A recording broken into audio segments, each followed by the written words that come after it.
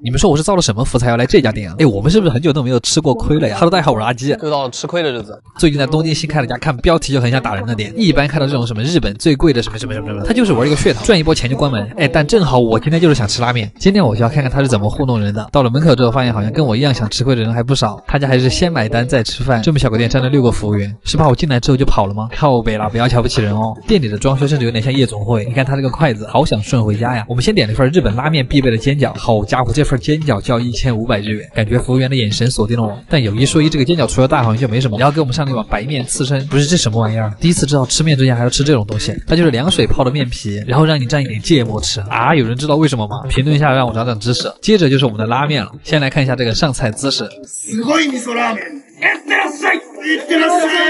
12000一碗的拉面，这个就占了2000块吧。不过你们仔细看这个面啊，是不是和我一样发出了疑问？它是怎么贵到这个样子的？我怎么感觉里面有8000块钱都是噱头？吃了一口之后，你会发现它的面，这个面跟我的指头一样粗，是不是这种超级粗的拉面都很贵？面上铺了一层炒毛肚，其实就是一整份炒菜，然后就是这2坨宇宙巨星无敌叉烧。别的不说，这2个吃起来肯定会很爽。还有一个卤味流心蛋，再加上一片超大的烫金海苔。最奇葩的是碗底还有一层肥肠，怎么感觉主厨已经把能用上的料全部用了，然后做出了一碗大杂烩。这个汤还是那种很浓的鱼肉味增汤，就浓的来已经是粘稠的这种状态了。我快吃不下了。我吃完感觉这个配料还是值这么多钱，但我为什么要花这么多钱来吃一碗配料啊？到底是饿了几顿才能把这碗面吃完啊？其实它只卖2000日元一碗的话，好像还可以给一个8分。但如果你一看这个账单这什么呀？这是有人吗？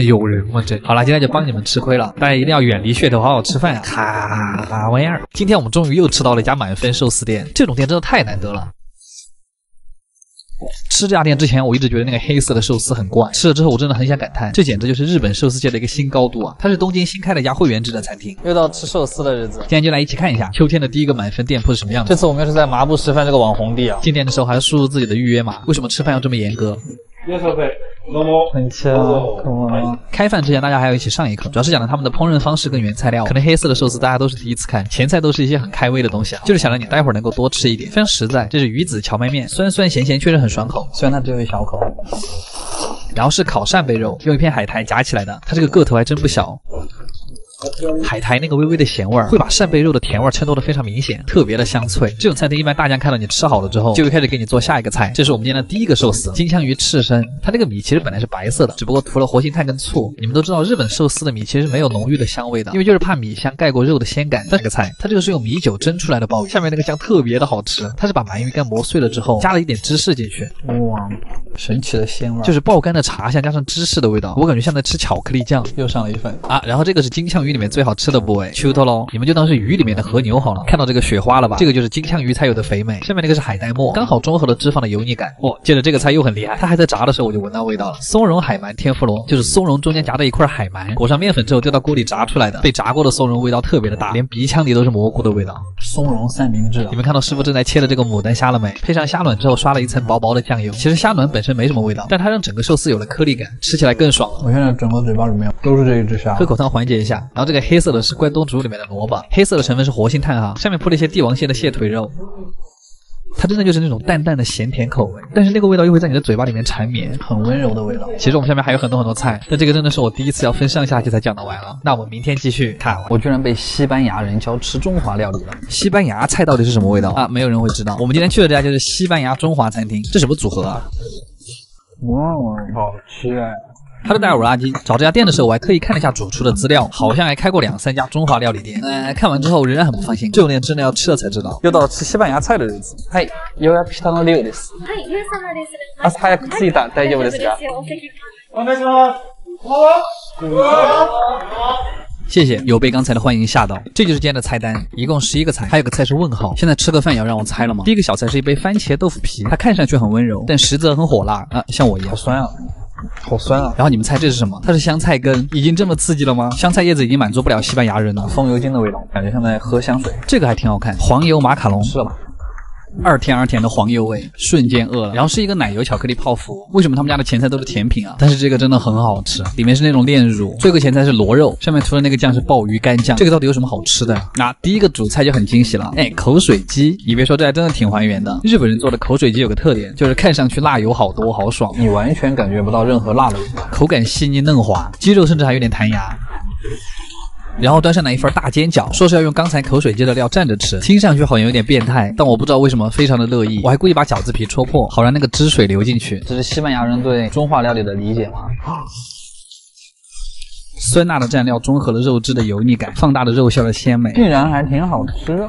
我为什么现在才吃到这个？有点回想起之前每次我晚上饿了，就会叫我妈给我煮那种白菜水饺，然后蘸醋吃，特别怀念那个味道。然后服务员直接端了3个金宝箱上来，咚咚咚一下，客气点。我其实严重怀疑它是不是3个宝箱都是扇贝，炸好之后就是这个样子。它下面那个黄色的酱汁，就和松鼠鱼鳞的那个酱汁一样，吧唧一口，浓稠的酸甜酱和松软的贝柱，趁我不注意的时候就融合在了一起。你们看，中式的酱料加上西式的扇贝做法，结合的还是挺好。作为下一个菜，它是用萝卜泥和蟹肉炸成的方块，咬开它的一瞬间，你就能感觉到热气在你的嘴巴里面喷涌。接着是一块黑胡椒烤猪肉，这个就很性感了，烤猪肉就应该配黑胡椒嘛。接着又是一个芝士咖喱球，外面的芝士微微泛甜，里面的咖喱肉末又是咸的，多么清奇的搭配。吃完这个之后直接端了一口锅上来，这看样子就很西班牙了。我觉得重点其实是这块鱼肉，它还原出了鸡肉的那种韧劲，真的很像鸡肉哎。下面的汤底是那种很浓的番茄虾头味，就是很重的海鲜味，小鱿鱼哎。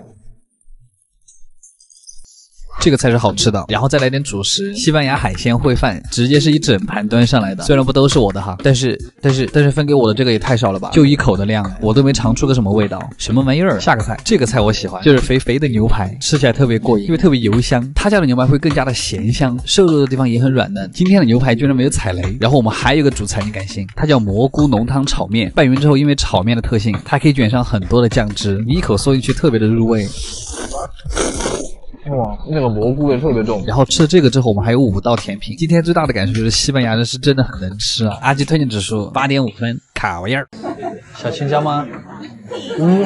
今天这家烧鸟店终于把我吃服气了，我真的是约了他1个月才约到。非常讨厌日本这种耍大牌的店，所以他要是不好吃我就把他骂死。这个一定要一口吃。